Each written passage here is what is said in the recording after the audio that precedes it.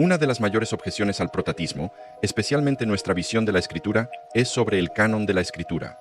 Y a la gente le encanta citar el lenguaje de R.C. Sproul sobre una lista de libros infalibles. ¿Cómo sabemos que los libros correctos han sido incluidos en esta colección o biblioteca de libros que llamamos la Escritura Sagrada? ¿Y bajo qué autoridad determinamos cuál es el canon que aceptamos?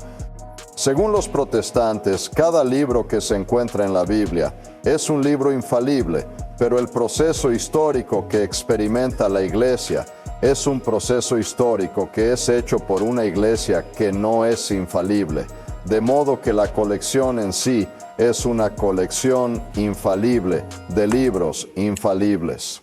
A mucha gente le parece este lenguaje curioso o insatisfactorio. En este video discutiré algo. Puede sorprender a algunas personas, pero R.C. Sproul tiene razón.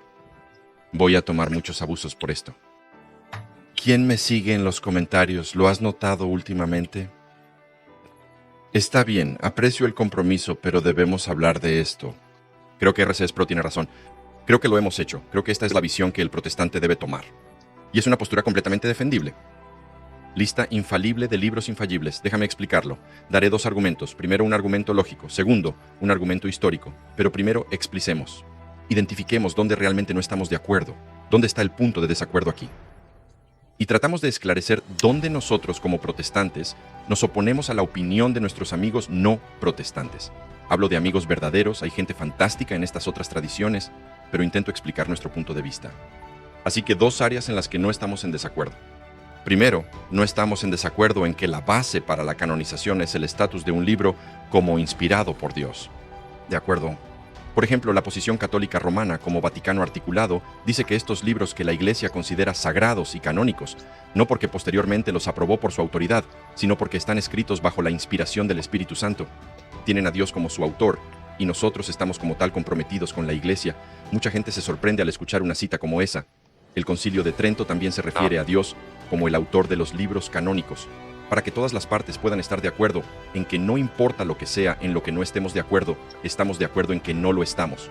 Nosotros como el pueblo de Dios, como iglesia, no constituimos la Escritura. No estamos confiriendo algún tipo de estatus divino a ellos. El terreno final es el hecho de que están inspirados por Dios. Dios es la razón final de su autoridad. Vienen de Dios. Ahora, cada uno de allí vamos a desacuerdo, pero vamos bien para aclarar eso. Una segunda área en la que no estamos en desacuerdo es que la Iglesia ha sido confiada con la responsabilidad de discernir el cañón. Vale, no hay una tabla de contenidos en la Biblia. La lista de cánones no cayó del cielo.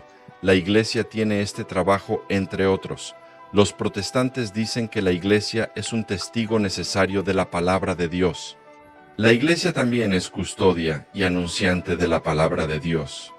Este rol es necesario no solo para la canonización, sino para proteger, predicar y traducir las Escrituras.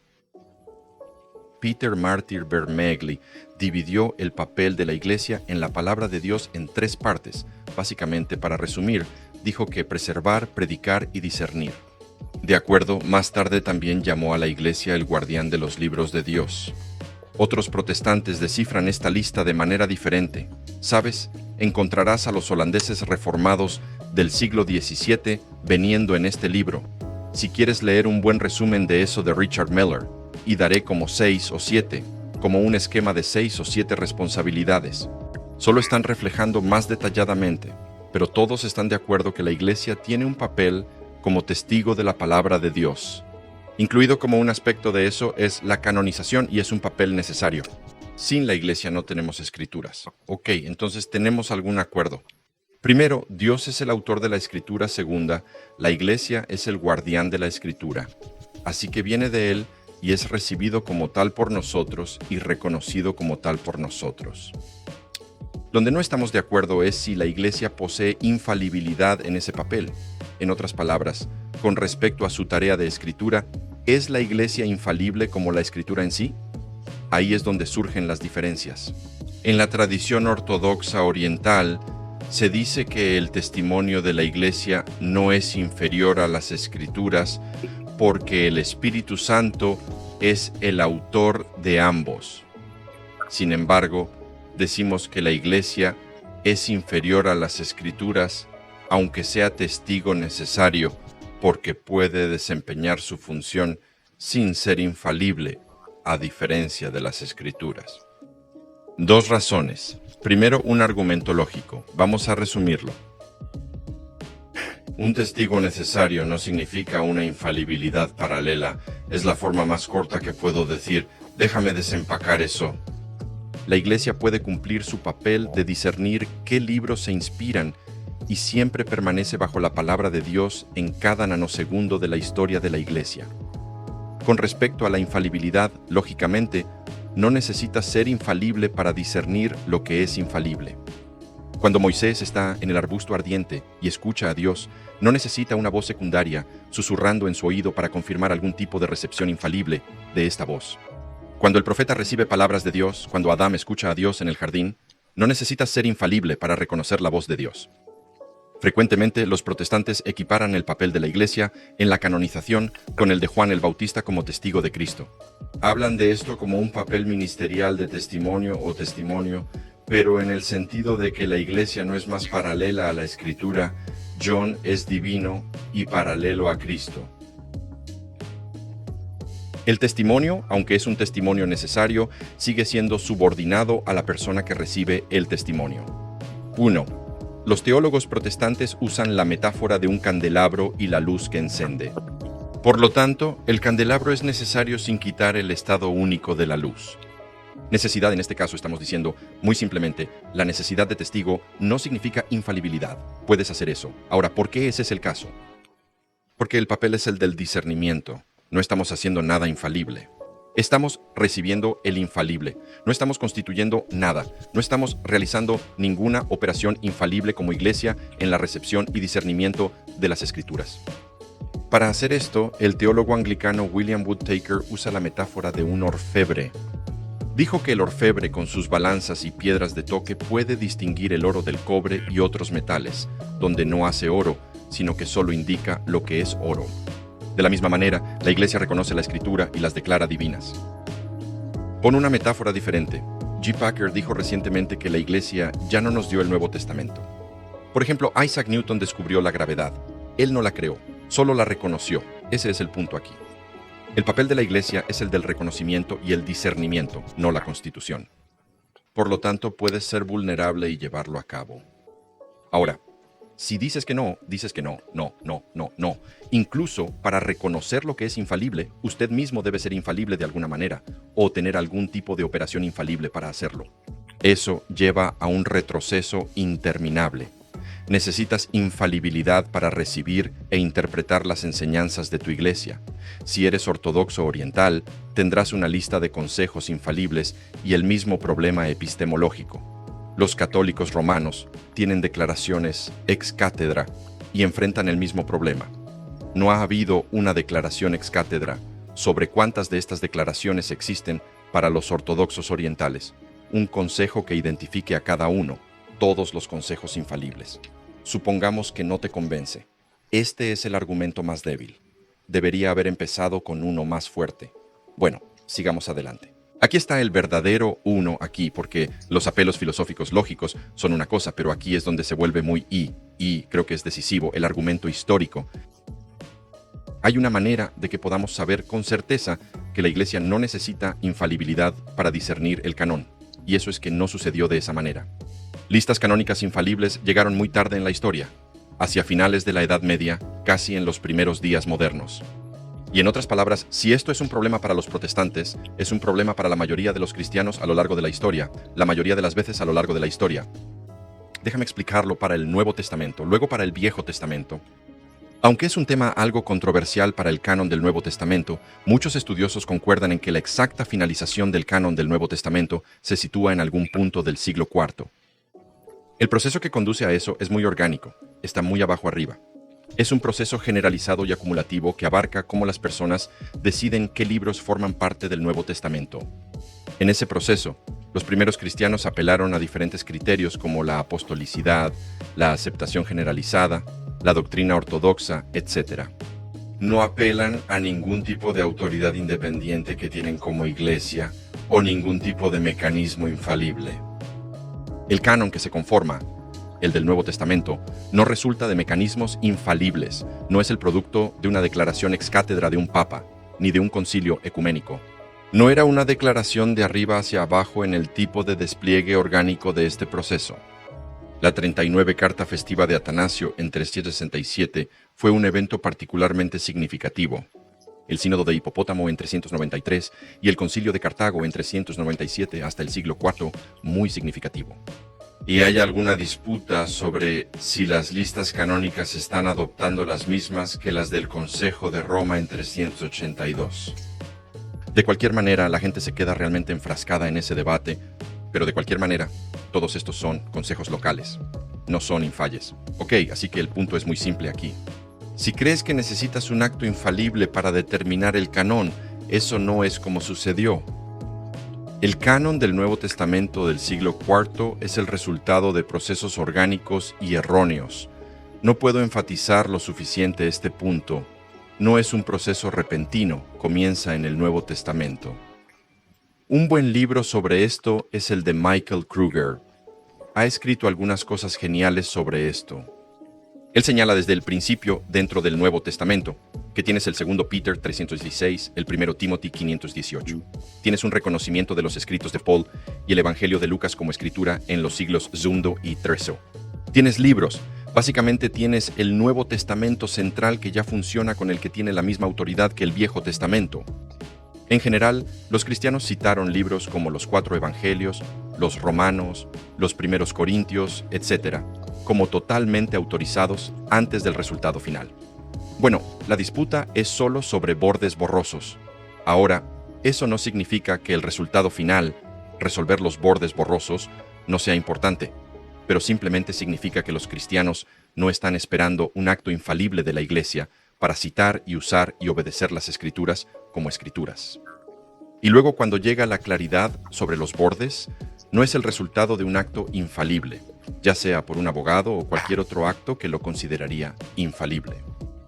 En otras palabras, el lenguaje de la lista de libros infalibles se aplica a todas las iglesias durante la mayor parte de su historia. De acuerdo. Y eso no es porque a veces la gente dice, oh, bueno, eso es solo porque no hubo disputas al respecto. No así que hubo mucha disputa al respecto. Fue bastante ferozmente contestado. Quiero decir, especialmente con el Viejo Testamento, tienes gente, y he hablado de esto en otro lugar, tienes famosos cardenales como el cardenal Caguitán y otros, ya sabes, hasta los años 1530 básicamente están de acuerdo con Luther sobre los libros del Viejo Testamento. Así que sí, fue controvertido. Y sin embargo, no había un canón infalible para la mayoría de la historia de la Iglesia. Si es un problema para los protestantes, es un problema para Tomás Aquinas, es un problema para la Iglesia, para otros, etc. ¿Qué hay del Antiguo Testamento? Lo mismo es cierto. El canón del Viejo Testamento, lo que llamamos el Viejo Testamento, no fue el resultado de un ejercicio de infalibilidad entre los judíos. Los judíos no tienen una oficina de enseñanza permanente que funcione infaliblemente, pero pueden reconocer y recibir lo que llamamos las Escrituras del Antiguo Testamento. Hay algún debate sobre, bueno, hay muchos, no algunos. Hay mucho debate sobre cuándo se cerró el canón para el pueblo judío, pero parece que había un canón central del Antiguo Testamento en la tradición judía convencional en el siglo I. Eso no quiere decir que no haya disputas. Hay disputas sobre algunos libros marginales como Esther y Eclesiastés, y diferentes grupos como los samaritanos tienen cánones diferentes. Pero parece haber una visión dominante entre los judíos del siglo I. Y puedes ver esto, por ejemplo, en José, él está escribiendo a fines del siglo I. Se refirió a una colección de 22 libros hebreos divinos correspondientes a los 39 libros del Antiguo Testamento, y parece ver esto como un canón cerrado. ¿Dije eso en 22 libros? Lo explicaré en un segundo. Correspondiente a un Antiguo Testamento protestante, los 39 libros del Antiguo Testamento. A veces hablo rápido si lo malo, espero que lo aclare ahora. Bueno, déjame resolver esto a través de Josephus, y luego terminaremos o casi terminaremos. Este es un pasaje famoso y ha tenido muchas disputas. Lo pondré aquí y nos gustaría hacer 3 observaciones. Primero, en lo que he envalentado, puedes ver que se refiere a 22 libros. Ahora corresponde a las 22 letras del alfabeto hebreo y probablemente corresponde a la primera lista de cánones en Christian E, que he discutido en muchos otros videos. Tienes 5 + 13 + 4. Tienes esta estructura tripartita. Hay cierta disputa sobre qué libros se cuentan para llegar a ese número exacto, ya que distintos libros se incluyen como uno solo. Los 12 profetas menores se consideran como un libro, y muchas personas creen que los lamentos están incluidos en Jeremías. No obstante, está claro que este es el canon más corto del Antiguo Testamento. Puedes observar en lo que he subrayado que él da una cronología para esto, comenzando con los 5 libros de Moisés y luego terminando con Artaxerxes, el primer rey de Persia. Este es un rey del siglo V. Él se menciona en Esdras y Nehemías, y también puede ser en Esther, aunque con un nombre diferente. Así que José está mirando hacia atrás esta colección de libros alrededor de medio milenio después de su conclusión y dice que la historia judía de los libros después del exilio, como Esther, no ha sido estimada como la autoridad de nuestros antepasados. Cita tercera en lo que destacé aquí. Puede ver que José parece tratar el canon como cerrado y fijo durante algún tiempo. Cita durante tantas edades como ya han pasado. Nadie ha sido tan audaz como agregarles algo o quitar algo. Él dijo que están dispuestos a morir por estos textos, lo que complica aún más la situación. Josephus ahora tiene una disputa con Josephus a este respecto, lo cual es extremadamente complicado. Al tratar de resumir para un vídeo popular de YouTube, te encuentras con tantas notas al pie que sientes la necesidad de incluir. Pero el punto básico aquí, lo que he expuesto, es una interpretación común, aceptada por muchos académicos, y daré ejemplos. Muchos estudiosos creen que José tiene un canón cerrado, y un canón que en realidad había estado cerrado durante varios siglos. La pregunta de qué canón del Antiguo Testamento es el correcto no es el foco de este video, lo he abordado un poco en otro lugar. Creo que el argumento de los protestantes es mucho más sólido de lo que a veces se supone, especialmente al reconocer la categoría de la escritura de segundo nivel, que es fundamental. Pero lo que es relevante para este video es este punto simple. José tiene un canón sin ninguna entidad infalible que le dé. Está bien, y es representativo del pensamiento judío predominante en esa época. Entonces dices, ¿cómo hace eso? ¿Cómo puede cronizar la historia judía en la que los periodos en los que Dios se reveló, los libros que Dios dio sin un mecanismo infalible? Ahora podrías decir, bueno, Josephus estaba equivocado. Muy bien, ¿y qué hay de Jesús? Jesús también a menudo se refirió a un tripartito. El Antiguo Testamento, la ley, los profetas y los escritos, lo ves en algunos pasajes como Lucas 24. En ocasiones puede verse resumido como la ley y los profetas. Jesús parece estar asumiendo un conjunto de escritos que se conoce comúnmente. Nadie le pregunta qué profetas. Son solo los profetas. No parece ver la necesidad de dar una explicación adicional. Eso parece ser conocido por sus oyentes. ¿Qué profetas? Elogia esos escritos. Pide al pueblo judío que les preste atención. Dijo que estas escrituras hablan de él, por lo que deberían creer en él. Y él está manteniendo a la gente de su día a la autoridad de esa escritura. Sin embargo, en ningún lugar había habido una acción infalible entre el pueblo judío para definir el canón. ¿Cómo puede Jesús hacer eso? ¿Sabes? Si necesitas un mecanismo infalible para conocer el canón, entonces Jesús estaba siendo injusto al mantener a los judíos de su época a las escrituras. ¿Cómo pueden saber qué escrituras son cuáles, verdad? Así que lo que esto demuestra es la posibilidad de recibir revelación infalible de Dios, reconocerla como tal, sin un acto infalible. Así que lo resumiremos bien. Si crees que necesitas tener una agencia infalible de algún tipo para tener un canón funcional, ¿cómo explicamos tanto al pueblo judío como a la iglesia temprana? ¿Y cómo no conduce eso a un problema de regreso continuo? Entonces, ¿qué significa esto? ¿Tenemos una lista completa de libros infalibles? Sí, en la medida en que Moisés tenía una oída errónea en el arbusto ardiente, en la medida en que el pueblo judío tenía una recepción errónea de sus escrituras, en la medida en que la iglesia temprana tenía una recepción errónea del Nuevo Testamento, y en la medida en que cada iglesia cristiana hoy tiene una percepción errónea de la suma total de enseñanza que considera infalible. Pero tenemos que recordar que hay una distinción entre infalible e inerrante. Cuando afirmo que 2 + 2 es 4, estoy haciendo una declaración fallible. No tengo un mecanismo externo que me preserve del error, pero aún así puedo confiar en que es cierto. Creo que aquí es donde lo terminaré. Voy a cerrar mi guión y hablar por mi corazón aquí porque creo que en realidad este deseo de infalibilidad, a veces el corazón humano está buscando y sed de algún tipo de terreno existencial. Ya sabes, yo veo esto en Kierkegaard cuando está hablando de... No me entraré en ello, solo termine con este punto.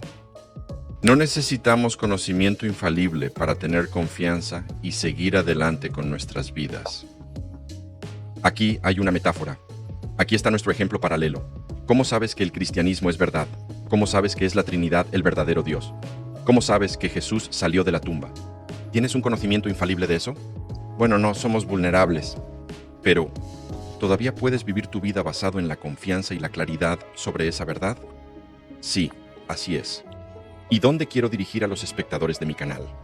Sé que esto se desvía del problema específico. Ahora solo pastoral. Aquí está el testimonio del Espíritu Santo en tu corazón.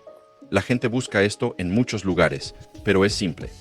No estoy resolviendo el problema canónico, sino otro. Estoy abordando la necesidad pastoral de un lugar de descanso. Ya no estamos inseguros y temblorosos de un lado a otro.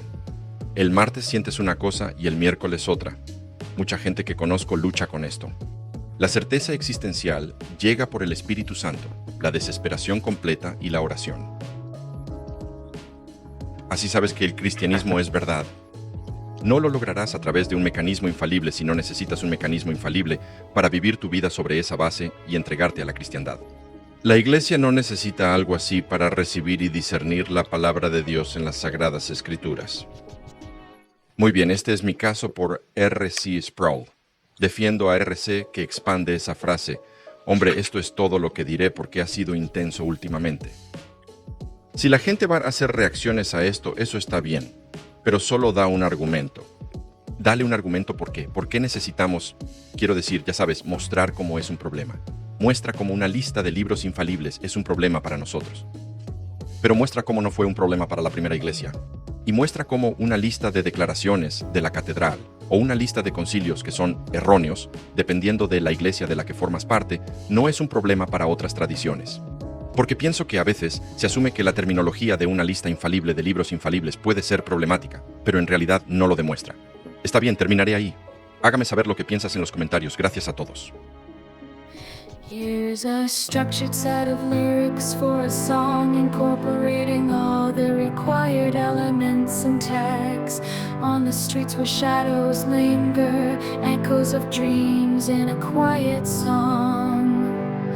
Footsteps fading, lost in the thunder, whispers of hope where we once belonged. But we'll rise like the morning sun, breaking through the night. We'll carry on with every heartbeat. We're coming alive. Together we'll find our way. We will survive. Oh, the road may twist and turn, but with every lesson learned, hold my hand, don't let go. Feel the fire, let it grow. But we'll rise like the morning sun, breaking through the night. We'll carry on with every heartbeat. We're coming alive. Together we'll find our way. We will survive. We'll ride this storm together. Oh, we'll tame the night forever.